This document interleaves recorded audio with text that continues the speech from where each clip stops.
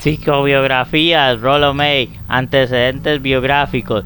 Rollo May nació el 21 de abril de 1909 en Ada, Ohio, y creció en Marin City, Michigan, donde la prevalencia de una actitud de clase media estadounidense antiintelectual. Su padre comentó varias veces que un episodio psicótico experimentado por la hermana mayor de Rollo se debió a demasiada educación. May sintió que el comentario fue inhumano y destructivo y llegó a odiar la enfermedad del antiintelectualismo. Sin embargo, indicó que en otros aspectos su padre era un hombre muy simpático. May se graduó en el colegio de Oberlin en Ohio, donde completó el bachillerato en artes en 1930. Trabajó en Grecia durante 3 años. Impartía clases en el colegio de Anatolia en Salónica y viajaba durante el verano. El impacto de la filosofía y la mitología griega es claro en sus escritos. También fue a Viena y estudió de manera breve con Alfred Adler, cuyo enfoque influyó en él en forma considerable. A su regreso, la psicología estadounidense le pareció ingenua y simplista, así que se inscribió en el seminario teológico Union en Nueva York, no con la intención de convertirse en sacerdote, sino con el propósito de esclarecer dudas. Ahí pudo realizar investigaciones profundas sobre el significado de la desesperación, el suicidio y la ansiedad, cuestiones ignoradas en gran medida por los psicólogos. En Union comenzó una amistad de toda la vida con el eminente teólogo protestante Paul Tillich, una asociación que enriqueció las vidas, la obra y los escritos de ambos. Regresó a East Lansing, Michigan, y sirvió como consejero estudiantil en el Colegio Estatal de Michigan. Pudo regresar a Nueva York y terminar su licenciatura en teología en 1938. Durante los últimos años en Union escribió su primer libro, The Art of Counseling. Más tarde, May sirvió como ministro parroquial en Montclair, Nueva Jersey, antes de regresar a Nueva York para estudiar psicoanálisis en el Instituto William Alanson White de Psiquiatría, Psicoanálisis y Psicología. Se inscribió en la Universidad de Columbia y recibió su primer doctorado en psicología clínica. La actividad de May fue interrumpida de forma abrupta cuando enfermó de tuberculosis cerca de los 30 años de edad. La enfermedad de May le ayudó a apreciar la importancia de un punto de vida existencial. Su propio libro The Meaning of Anxiety, 1977, ha sido reconocido en forma amplia como el primero en Estados Unidos en alentar una unión genuina entre la psicología y la filosofía y en demostrar la importancia de los valores para la psicología. May sirvió de consejero para estudiantes universitarios en el City College de Nueva York, desarrolló una práctica privada en psicoanálisis y se convirtió en miembro del Instituto White. Ha impartido enseñanza en la Escuela Nueva para la Investigación Social, la Universidad de Nueva York, Harvard, Yale y Princeton. Tiene numerosas publicaciones y ha sido galardonado con varios premios. En la actualidad, May vive en Tiburon, California. La actitud existencial. El existencialismo es un movimiento en la filosofía y la psicología contemporáneas que surgió en forma natural en diferentes partes de Europa y entre distintas escuelas del pensamiento. El nombre existencialismo proviene del latín existere, que significa sobresalir o surgir, y el enfoque existencial se centra en el ser humano, en la que está surgiendo y transformándose. En la psicología, la actitud esencialista se expresa en el esfuerzo por entender a los seres humanos en términos de fuerzas, impulsos y reflejos condicionados. El existencialismo busca salvar la brecha entre lo que es cierto de manera abstracta y lo que es real de modo existencial. Los existencialistas no necesariamente descartan las esencias, pero la existencia precede a la esencia. Los existencialistas creen que la preocupación de los psicólogos por la legalidad y predictibilidad se interpone en el camino para entender a la persona real. May señala que la conducta de un neurótico es bastante predecible debido a que es compulsiva, mientras que la saludable es predecible porque su conducta está integrada y y unificada, pero al mismo tiempo puede ser flexible y espontánea. El enfoque existencialista no es anticientífico, surge del deseo de ser más empírico y no menos, pero ahora exhorta a una mayor amplitud de la metodología científica. Al estudiar la estructura de la existencia humana, la misma naturaleza del sujeto moldea la ciencia que lo investiga. Los existencialistas han dejado claros los límites de la objetividad en el entendimiento y la necesidad de ampliar el panorama de la metodología. El existencialismo comienza con la existencia personal. Se pregunta qué significa ser un yo. Cuestiona el propósito, la naturaleza de la existencia. Considera que los individuos son seres con opciones libres que son responsables de sus acciones. De manera literal, somos lo que hacemos. La postura existencialista conduce a un énfasis en la elección y responsabilidad y en la opinión de que una vida valiosa es aquella que es auténtica, honesta y genuina. Nuestro predicamento. May señaló en 1967 que la segunda mitad del siglo XX el problema central que se enfrentaría sería un sentimiento de impotencia, una convicción penetrante que el individuo no puede hacer algo efectivo frente a los enormes problemas culturales, sociales y económicos. Los sentimientos de impotencia son agravados por la ansiedad y la pérdida de valores tradicionales. La impotencia. El problema de la impotencia es mucho más profundo que el hecho de que en esta es una época de incertidumbre y agitación social. A principios de la década del 50 May observó que muchos de los pacientes que acudían a verlo sufrían de sentimientos internos de vacuidad. Esto en 1953. Notó que el neurótico con frecuencia actúa aquello que otros están temporalmente inconscientes. Actúa aquello de lo que otros están temporalmente inconscientes. May anticipó que la experiencia de vacuidad e impotencia que había registrado en sus pacientes con el tiempo se volvería epidémica. La impotencia conduce a la ansiedad y a la represión, lo que conduce a su vez a la apatía, lo cual es una forma de protección. La impotencia y la apatía, sin embargo, también fomentan la violencia y la hostilidad y nos enajenan más a los unos de los otros al servir solo para incrementar nuestro aislamiento. Esto para 1972. La ansiedad. El trabajo de May se distinguió por sus esfuerzos para sintetizar el discernimiento tanto de la psicología como de la filosofía. Desde el momento ha aplicado su síntesis a los dilemas del amor y la voluntad, el poder y la inocencia, la creatividad y la libertad y el destino. Algunos psicólogos prefieren usar el término de estrés en lugar de ansiedad. La palabra se ha vuelto popular debido a que tiene sus orígenes en la ingeniería y la física. Puede ser definida con facilidad y medida con precisión. El problema en el concepto de estrés es que no describe de forma adecuada la aprensión a la que se hace referencia de manera ordinaria con ansiedad. De hecho, pone énfasis en lo que sucede a una persona, mientras la ansiedad está vinculada de forma distintiva con la conciencia y la subjetividad. May propuso la siguiente definición de ansiedad. La ansiedad es la aprensión caracterizada por una amenaza o algún valor que el individuo considera esencial para su existencia como persona. Esto para 1977.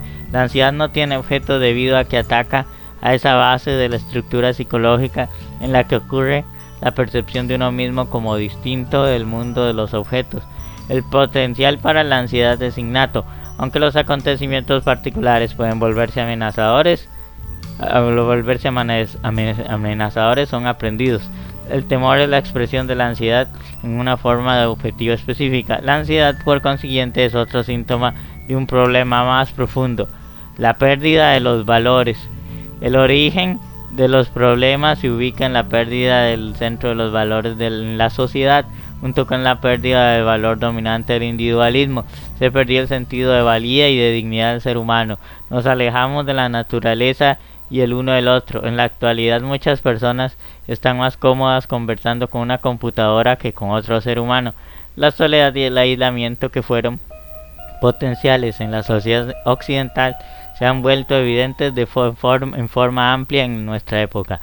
La respuesta a nuestro dilema es descubrir y afirmar una serie nueva de valores. Existen aquellas personas que sugerirían que se necesita reafirmar los valores tradicionales expresados en las antiguas filosofías y religiones a los cuales se han mantenido al margen. Aquí la postura existencial de May se vuelve evidente. Debido a que no tenemos esencia, no hay valores dados o preestablecidos en los que podamos apoyarnos. La elección es nuestra y también lo es la responsabilidad. Podemos retraernos en la ansiedad de abandonando nuestra capacidad humana distintiva para influir en nuestro desarrollo por medio de la propia conciencia, o podemos rendirnos ante lo que el poder de la tecnología que hemos creado o armamos de valor necesario para preservar nuestra sensibilidad y responsabilidad. Trabajar juntos de manera consciente en el desarrollo de una sociedad nueva. Redescubrimiento de la identidad. May cree que la conciencia del yo es el distintivo único de la persona humana. La conciencia de sí mismo le permite al ser humano discernir entre él y el mundo, aprender del pasado y planear del futuro, percibirse a sí mismo como lo hacen los demás y tener empatía con la gente que lo rodea. Sin embargo, tal conciencia trae consigo el riesgo de la ansiedad y la crisis interior. Significa que debemos sostenernos por nuestra cuenta, desarrollar una identidad aparte de la de nuestros padres y antepasados. Incluso podemos ponernos en contra de ellos si es necesario. La identidad no es automática, sino que nace en un contexto social y crece en las relaciones interpersonales. Supuestos ontológicos concernientes a la persona. May admite con franqueza que hace ciertas suposiciones ontológicas y filosóficas acerca de lo que significa ser un individuo humano. Pero primero asume que todos los organismos vivos están en potencia, centrados en sí mismos y buscan preservar esa atención. Segundo, los seres humanos tienen la necesidad y la posibilidad de salir de su centralidad para participar con otras personas. Tercero, May sugiere que la enfermedad es un método por el que el individuo busca preservar su ser. Por último, May afirma que los seres humanos pueden participar en el nivel de autoconciencia que les permite trascender la situación inmediata y considerar y realizar una gama amplia de posibilidades. Estos supuestos ontológicos pueden proporcionar una base estructural para una ciencia de la personalidad. Redescubrimiento de los sentimientos. Al descubrir la identidad, la mayoría de las personas tienen que regresar al comienzo y hacer lo mismo con sus sentimientos. Muchos de nosotros solo tenemos una idea vaga de lo que sentimos en un momento determinado. Reaccionamos a nuestros cuerpos como si estuviéramos separados y fueran distintos. Mientras negamos nuestras propias emociones, atribuimos sentimientos a las máquinas, describiéndolas como amistosas, afectuosas, etc. Volverse una persona no solo requiere estar en contacto con los sentimientos y deseos propios, sino también luchar contra aquellas cosas que impiden sentir y desear. Al fin de avanzar y ser uno mismo, una persona debe liberarse de los poderes dominantes y autoritarios, aunque esto requiera adoptar una postura en contra de los padres u otras autoridades. Son nuestros lazos infantiles de dependencia los que nos impiden ser claros en cuanto a nuestros sentimientos y deseos. La lucha temprana contra la autoridad es externa. Conforme crecemos, el problema se vuelve interno. Por tanto, como adultos y muchos otros, continuamos actuando como si todavía tuviéramos que pelear contra las fuerzas originales que nos sometieron, cuando de hecho ahora nos esclavizamos a nosotros mismos. 4 estados de la conciencia del yo. May sugiere que hay 4 etapas de la conciencia del yo. La primera es la etapa de la inocencia, antes de que nazca la conciencia del yo. Esta es característica del infante. La segunda etapa es la rebelión, en la que el individuo busca establecer alguna fuerza interna. La tercera etapa es la conciencia ordinaria del yo. Y esta es la etapa que se refiere a la mayoría de las personas cuando hablan de una personalidad saludable. Implica ser capaz de reconocer los propios errores y vivir de forma responsable. Ahí se refiere a la última etapa como la conciencia, esto lo hace May, creativa del yo. Implica la capacidad de observar algo afuera del punto de vista limitado usual de la persona y vislumbrar la verdad última como como existe en la realidad. La cuarta etapa, lograda solo rara vez, es algo análoga a la experiencia pico de Maslow. No obstante, en el nivel que da significado a nuestras acciones y experiencias en las etapas anteriores. Los objetivos de la integración. En su análisis existencial de la personalidad, May busca socavar el dualismo del sujeto y el objeto que ha atormentado al autoentendimiento occidental desde Descartes, quien dijo que éramos conscientes de nosotros mismos, ya fuera como un sujeto o como un objeto.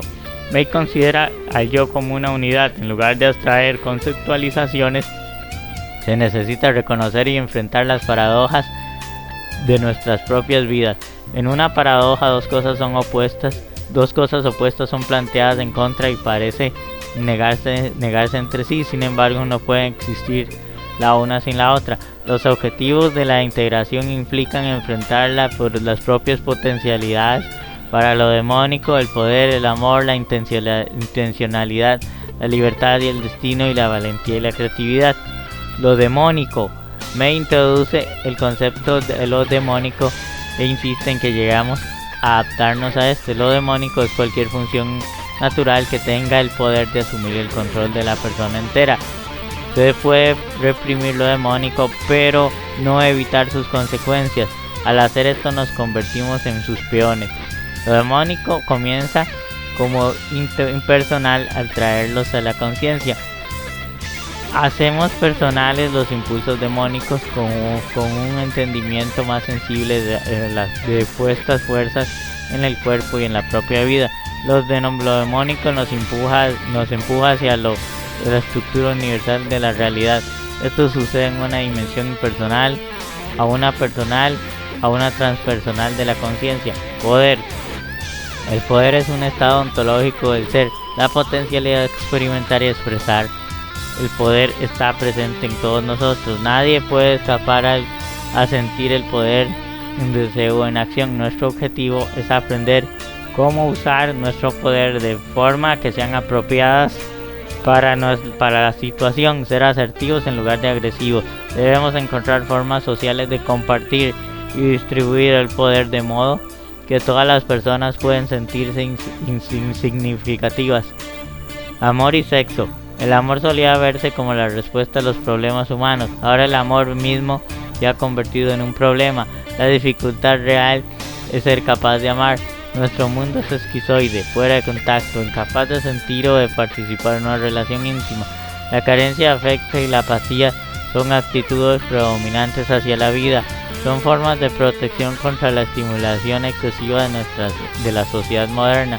Nuestra libertad sexual tan alabada se ha convertido en una forma nueva de puritanismo, en la que la emoción está separada de la razón y el cuerpo es usado como una máquina. Se ha colocado el sexo contra el eros, impulso de relacionarse con otra persona y crear nuevas formas de vida. Ahora están sancionando socialmente reprimir el eros y nos hemos precipitado a la sensación del sexo a fin de evitar la pasión y la responsabilidad que ordena el eros. May sugiere que solo la experiencia y el descubrimiento del afecto, lo opuesto a la apatía, nos permitirá resistir el cinismo que caracteriza a nuestros días. Los mitos del afecto parecen señalar hacia la necesidad de desarrollar una moralidad nueva de autenticidad en las relaciones humanas. Intencionalidad. Por intencionalidad, May quiere decir la estructura que da significado a la experiencia, una capacidad humana distintiva. La intencionalidad es una atención imaginativa que subyace en nuestras intenciones de forma a nuestras acciones. Es la actitud de participar en el conocer. La intencionalidad reduce la brecha entre el sujeto y el objeto, debido a que es la estructura del significado que permite a un sujeto entender el mundo como objeto. La percepción es dirigida por la intencionalidad. Libertad y destino. Libertad significa apertura, disposición a madurar, tolerancia y cambio en la búsqueda de valores humanos importantes.